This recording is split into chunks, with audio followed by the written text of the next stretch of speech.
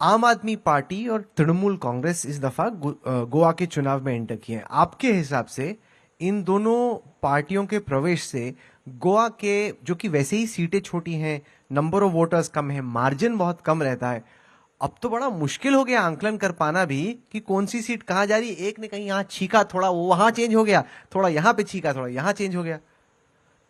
आप किसको ज्यादा खतरा मानते, आपको कि टीएमसी को? नहीं, हम दोनों को खतरा नहीं मानते, क्योंकि इनसे बीजेपी को कोई खतरा नहीं है, इनसे गोवा को खतरा है। ये गोवा के लिए खतरनाक है। क्यों खतरनाक है? जिस प्रकार से टीएमसी यहां आई, जिस एग्रेशन के साथ आई, ये गोवा को पसंद नहीं है। गोवा एग्रेसिव स्टेट नहीं है। यहां पर लोग शांति के साथ जीना चाहते हैं, शांत लोग हैं, अच्छे लोग हैं। ये एग्रेशन से उनके आने के बाद वो ऊपर गए और नीचे आए।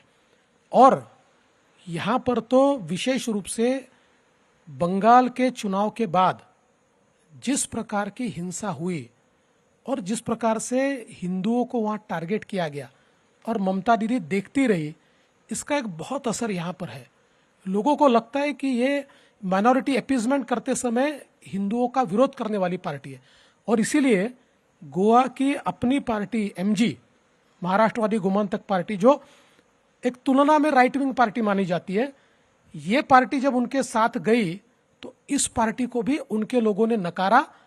और उनके यहां से लोग टूट टूट कर हमारे साथ आए कि एक ऐसी पार्टी के साथ हमारी पार्टी ने गठबंधन किया है कि जो पार्टी ये अपीजमेंट करती है, हिंदुओं का विरोध करती है। आम आदमी पार्टी की जहां तक हम बात करें, मुझे ऐसा लगता है कि आम आदमी पार्टी ये गोवा को प्रयोग भूमि बनाना चाहती है, लेकिन वो जो नई नई स्कीम्स लेकर आते हैं, हमारे मनोहर भाई ने बहुत पहले वो स्कीम्स यहाँ पर लागू कर दी है। या महिलाओं को पेंशन मिलता है, या सीनियर सिटीजन्स को पेंशन मिलता है, या विधवाओं को पेंशन मिलता है, या बच्चियों को मदद मिलती है, या पढ़ाई के लिए मदद मिलती है। हमारे पानी एक्चुअली एक लिमिट तक यहाँ पर फ्री मिलता है। तो ये सारी चीज़ें, ये जो ये हेल्थ बेनिफिट 4 लाख तक सबको फ्री मिलता है। तो ये सारी चीज़ें, ये जो आम आदमी पार्टी यहाँ कर अनाउंस करती है, गोवा के लोगों को लगता है कि भाई ये तो हमको मिला ही हुआ है। तो मुझे लगता नहीं है कि आप लड़ाई किससे मानते हैं? आपके हिसाब से कांग्रेस से ही लड़ाई है, या आपको लगता है कि आप भी फैक्टर बन गया है? देखिए, अभी तो ऐसा है कि एक सिंगल पोल है बीजेपी। कहीं कांग्रेस से लड़ रहा है, ज्यादा जगह पर कांग्रेस से लड़ रहा है, कुछ जगह पर आप से लड़ रहा है, कुछ जगह तृणमूल से लड़ रहा है, और एक 3-4 सीटों पर एमजी के साथ भी हमारी लड़ाई है। एक सीट में गोवा फॉरवर्ड है। नहीं, तो अब सवाल यह है कि जैसे गोवा फॉरवर्ड है, या फिर आप है, या कांग्रेस है, अगर हंग असेंबली आ गई, फंस गया चुनाव, जैसे पिछली बार फंसा था, इस दफा तो ये आ नहीं पाएंगे आपके पास। वैसे कुछ भी कर सकते हैं आप, लेकिन आना मुश्किल है।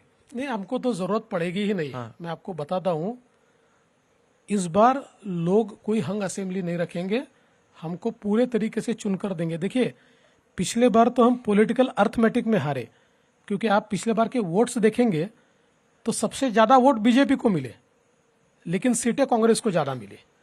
तो अब हमारे ध्यान में आया है कि पॉलिटिकल अर्थमेटिक कहां पर गलत होता है, हम उसको ठीक कर चुके हैं। तो इसीलिए आपने डिसाइड किया कि भाई जहां पे जो दिखे, उसकी जो सोच हो, जो आइडियोलॉजी, कोई फर्क नहीं पड़ता, लेके आ जाओ, बस जीतना है, विनिंग एट ऑल कॉस्ट। ना ना, आप ही ने बोल दिया 75%। आपने मान्य किया कि 75% हमारे हैं। कैसे? आपने कहा ना 25% बाहर से आए हैं, तो इसका मतलब 25 तो कांग्रेस है। नहीं, और कहां से आने वाले? ठीक है। तो 75% हमारे, ये तो आपने मान्य किया है। और जो 25% आप जिनकी बात करें, वो 25 नहीं है, वो तो 3 साल 4 साल पहले आए हुए। 1-2 लोग ऐसे हैं कि जो चुनाव के मुंह पर हमने लिए हुए।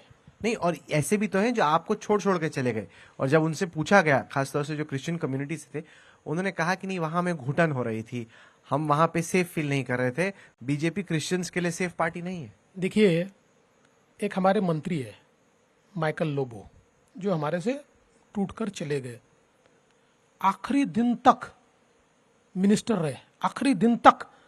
जिस दिन नोटिफिकेशन निकला, उसके दूसरे दिन उन्होंने इस्तीफा दिया। तो मंत्री रहते हुए घुटन नहीं हो रही थी, बड़ा मजा आ रहा था मंत्री बनकर। और जैसे ही ध्यान में आया कि एंटी इनकम्बेंसी काफी है और कांग्रेस वहां जीत सकती है, तो तुरंत कांग्रेस में चले गए। और हमसे मांग की थी, मुझे भी दीजिए, मेरी वाइफ को भी दीजिए। हमने कहा हम नई लीगेसी तैयार नहीं कर सकते, दोनों को नहीं दे सकते। कांग्रेस ने कहा दोनों को देंगे, तो चले गए। तो ये जो घुटन वाली बात है ना, ये कोई घुटन उटन नहीं है जी। जब तक सत्ता भोग सकते थे आखिरी मिनट तक सत्ता भोगी, और फिर ये बड़ी बड़ी बातें घुटन की करते हैं। ये कोई घुटन उटन नहीं है, ये पॉलिटिकल अपॉर्चुनिज्म है।